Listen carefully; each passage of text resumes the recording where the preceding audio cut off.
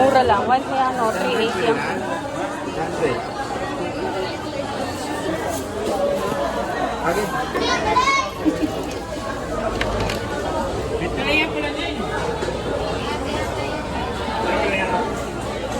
Palinis na lang po.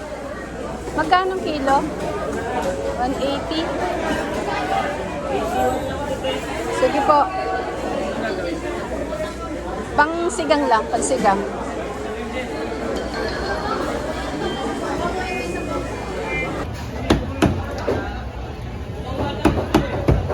Pare, hindi ka lang makakiti pare ah.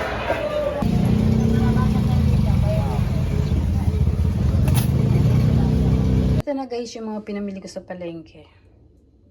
1, 2, 3, 4, 5, 6. 6 pieces na ano. Iba-ibang klase ng ulam. Si-share ko sa inyo, i-update ko sa inyo yung mga ano niyan, presyo. Ayan.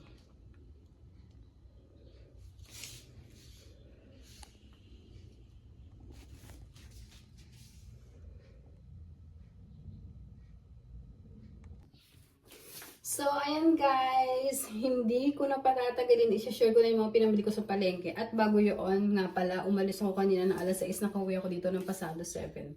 Basta, kulang-kulang lang, mahigit lang ng isang oras yung pamamalengke ko kanina. Saglit na saglit lang guys, binilisan ko. Ang sarap pala talaga mamalengke pag medyo maaga pa, no? Nakakatuwa. So, ayan, hindi ko na patatagalin tong aking share sa inyo. I-update ko lang yung mga presyo. Dito tayo sa Dalagang Bukid. Oh, ang sarap nitong Dalagang Bukid nito. Ngayon lang uli nakabili. Ito ang ganda. Ang presyo nito is 250. 125 ang kalahating kilo. Yun, kalahati lang ang binili ko ngayon. Sarap nito. Sarap to pirito. O kaya, pirito mo tapos isarsyado mo. Ang sarap nito. Paborito ng tatay ko to, itong Dalagang Bukid. Then, bumili rin nga pala ako ng bangus. Yung buo siya, tapos pina-slice ko kasi ito naman is gagawin kong sinigang o iluluto ko sa sinigang. Ayan. 180 ang kilo ng bangus na buo. Same lang naman dun sa mamaya babanggitin ko sa inyo yung daing. Same lang yung presyo niya. Kaya lang, itong isa, buo nga, pina-slice ko para pang sigang ko. Pwede rin itong paksiwin, pero hindi ako marunong gaano magluto ng paksiw. Nilalagyan ng suka. Hindi. Sinigang. Pero nagluluto din naman ako minsan pagka gusto ko nagke-crave na ako sa paksiw, yung may suka. Rin ako bumibili. Nagluluto din ako minsan. Ayan. Isang piraso lang na bangus na pansigang ang binili ko. Then eto na. Eto na yung pang daing na paborito ko. O ayan. Boneless na po ito. Sarap nito. Ang bili ko dito is 170, 85 bigay sa akin isang piraso. Binili ko isa lang eh. Kasi, yun nga, nung nakaraan, dalawa, diba? Kinumpare ko lang kung magkano yung presyo ng boneless sa hindi siya boneless. O, diba? Ito pa. Ito naman, hindi to boneless. Maliit lang to. Hindi sobrang liit Medyo malaki naman siya. Sobra siya sa isang dangkal. 4 na piraso ang bili ko dito. Ang halaga nito is 70 pesos. 4 na piraso. Ayan. Pandaing din to pangdaing. Sarap to. Oh. Sariwang-sariwa. Napakaganda po. Then, eto mga Mars. Galunggong. Mura pa rin ang galunggong ngayon. 100 ang kilo. Pero, magkakaiba yan Merong medyo malaki. 150 ang kilo. Ito naman, pang 100 ang kilo.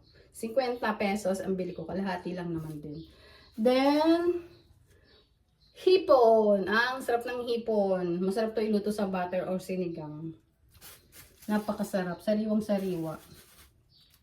Hipon kaya dyan. Mura lang to mga Mars. 100. Ay, hindi. No. Ang kilo nito is 380. Tapos, ang bili ko dito is 122. Tinawaran ko ng dos. Binigay naman din niya. 120 na lang daw. Ang sarap nitong hipon. Isa to sa mga paborito ko. Ayan. Naalala ko yung binili kong yung binili kong palanggana o batya. Comment nyo nga dyan. Di ba pareho lang naman yung batya tsaka yung palanggana. Ano ba pagkakaiba nun? Hindi ko alam kung ano pagkakaiba ng palanggana at batya. Pero yung isa lang din naman yun. Hugas lang muna ako sa gitnang kamay.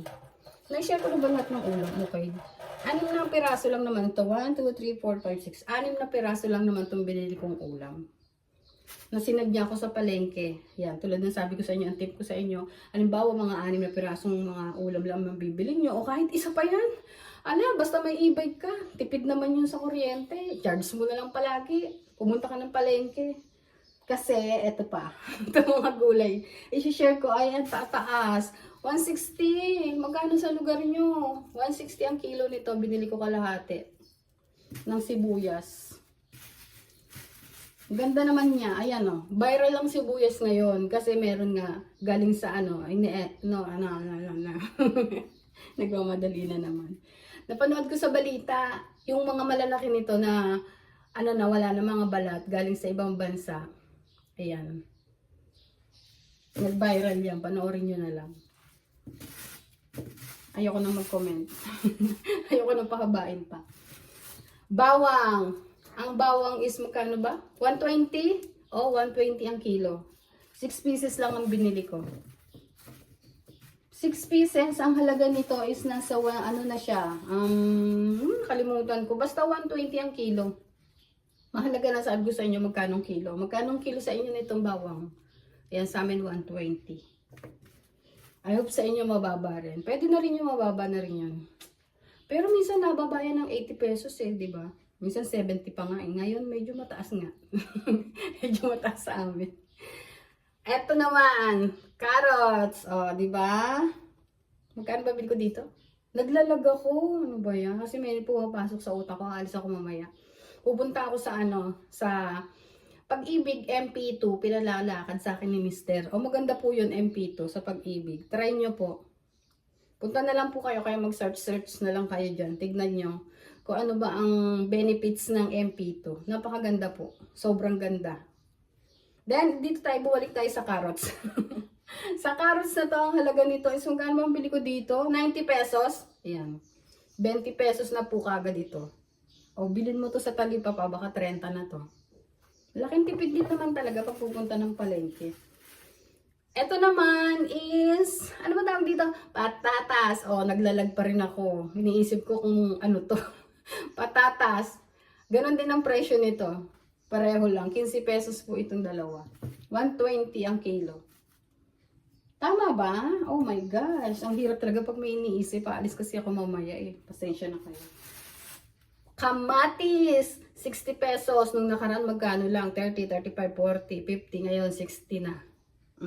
Diba? Kalating kilo ang binili ko. Ganda ng size niya. Tama lang pang isang luto, 2 luto, ganon. Ay, hindi. I mean, sabihin sa isang lutuan, 2, pwede. Pwede rin sa isang lutuan, isa. Kasi ang ganda ng size niya. Malaki siya.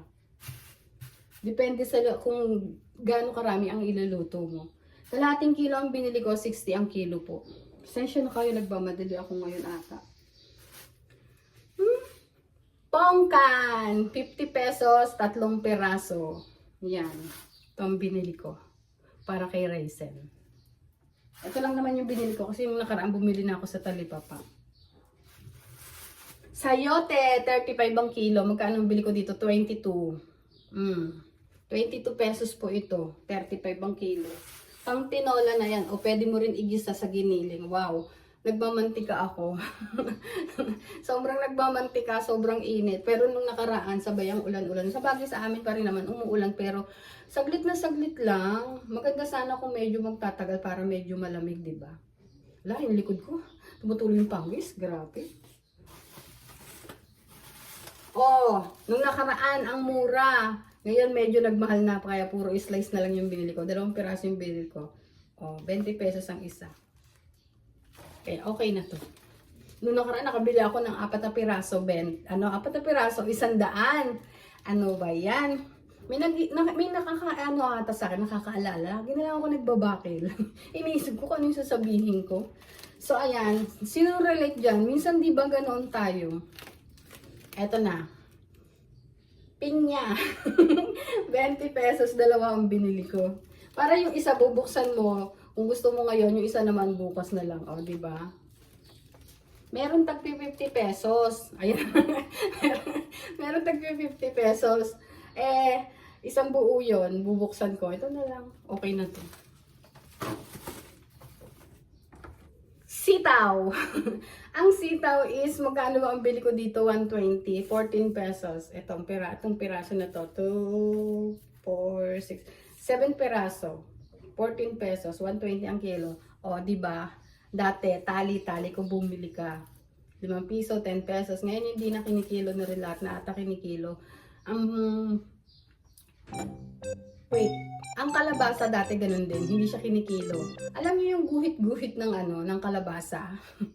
Ganoon ang bigayan lang o bentahan sa palengke. Ngayon hindi na. Pag nag-slice ka na, kung magkano yung in-slice mo, yun yung babayaran mo. O, di ba? Ganun po yun. Pero depende yun ha. Meron naman, sasabihin nila, hindi pare-pareho talaga nagtitinda. O sa isang slice, o yung isang guhit na yan, o ito po, 20 po, ito okay lang po ba? O sige, yan na lang, ganyan. Depende sa usapan, di ba? Ayan. Okay, yun lang. Ayan, i-share ko lang sa inyo. So, ayan, hanggang dito na lang ang aking vlog. Thank you so much! So, ayan na, hindi ko na patatagalin tong aking vlog. Thank you so much sa inyong pagsama lagi sa aking mga vlog, sa aking mga share, update sa aking mga pinamili, update sa aking mga gala. Ayan, thank you so much, mga mare. Ingat tayo, paminsan-minsan maulan ngayon. Bye-bye!